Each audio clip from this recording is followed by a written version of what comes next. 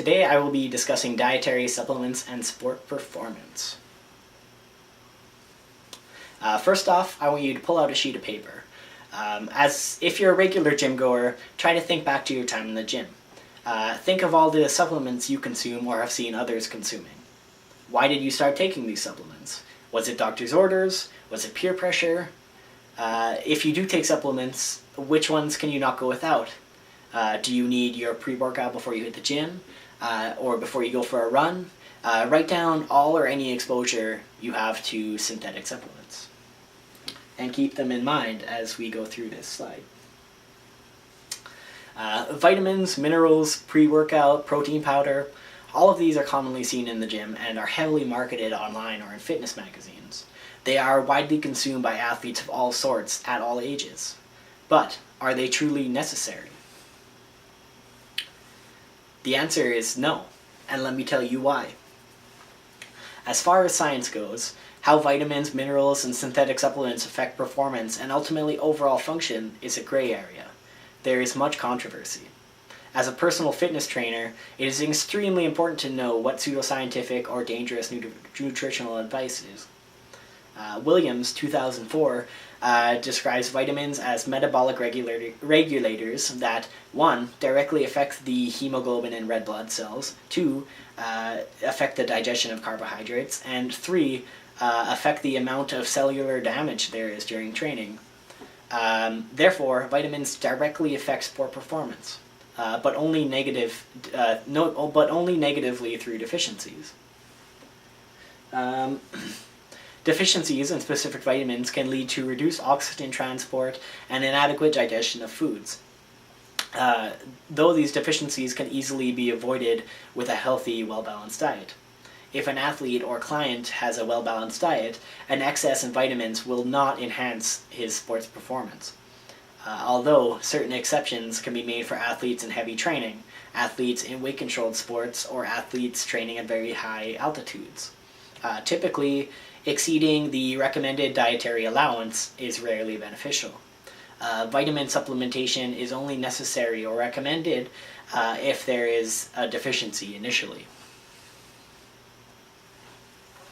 Minerals are vital to basic function of the human body and are broken down into two classes, macrominerals and trace elements. They are involved in muscle contraction, cardiac rhythm, nerve impulses, oxygen transport, the ATP and ADP metabolism, the immune system, bone health, and the acidity of the blood. Despite the importance of minerals, they should be properly regulated in order to protect the organs, reduce the risk of diseases or certain maladies, and maintain performance. Female athletes are more prone to iron and calcium deficiencies and should regularly undergo blood testing to determine hemoglobin levels. But general supplementation of calcium, magnesium, iron, zinc, copper, and various other minerals does not improve strength or endurance in nutritionally balanced athletes. Phosphate salts are the only minerals that have been shown to improve sport performance, and specifically VO2 max in athletes. However, they would have to be strictly regulated in a healthy individual to be considered safe.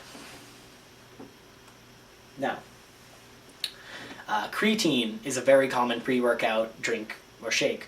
It is a nitrogen-rich substance that causes the muscle of the body to retain water and temporarily increase body mass, similar to Viagra. This is one of many supplements that are controversial, but is proven to have only minor benefits towards overall strength, much of which is due to the placebo effect. Medical-grade creatine used in testing is a much better quality, whereas a cheaper creatine used in supplements will have reduced effects. Realistically, the minor benefits can have significant side effects, such as kidney damage or psychological dependence. These should only be consumed short-term, and only by an adult population.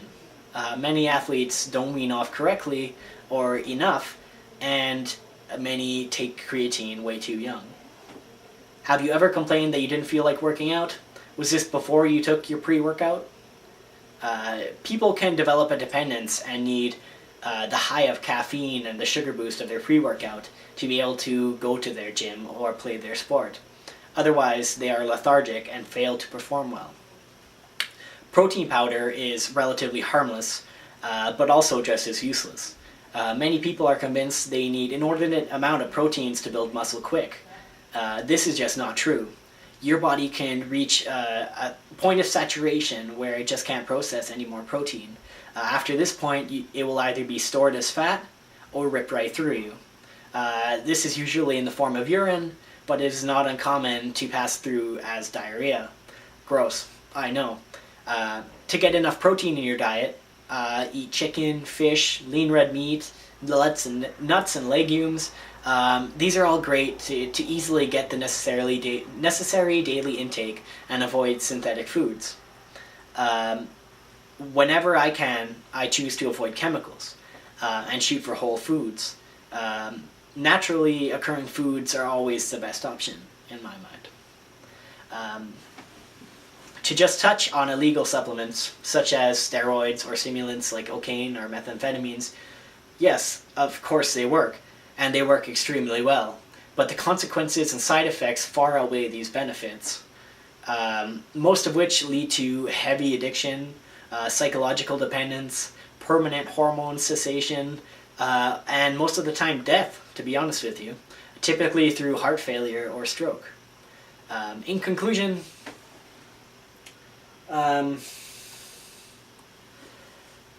the most important thing an athlete can do is maintain a well-balanced diet. A diet that will adequately reach all levels of vitamins and minerals that are specific to the individual's needs.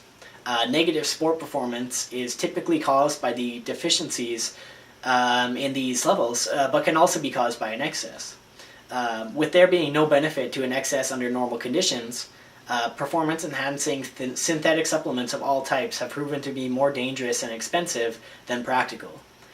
These may also cause serious damage to an individual's body, sometimes even creating a physical or psychological dependence. I would have to recommend that non-professional athletes or clients avoid these substances to maintain health without the risks involved in many of the synthetic supplements. Professional athletes may be willing to put their bodies at risk to gain even the slightest edge over their competition, even if it's just psychological. It is best to avoid these supplements and educate future personal fitness trainers of the pseudoscience and risks behind each, as well as healthier alternatives.